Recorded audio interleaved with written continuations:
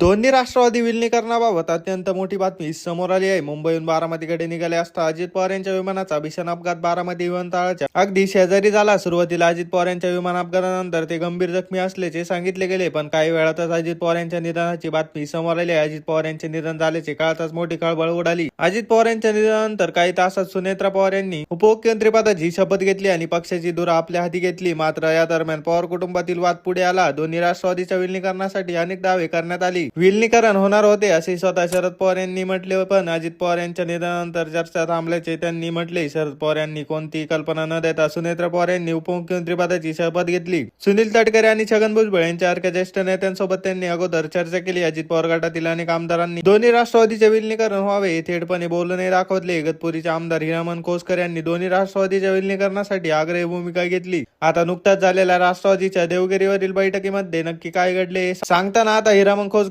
दिसत आहेत. विलिनीकरणाबाबत काही चर्चा झाली का, यावरही त्यांनी उत्तर दिले. हिरामन खोसकर यांनी म्हटले की बैठक आणि वाहतूक कोंडीमुळे मला बैठकीला जाण्यास उशीर झाला. मी उपमुख्यमंत्री सुनेत्रा पवार, सुनील तटकरे आणि प्रफुल्ल पटेल यांची भेट घेतली.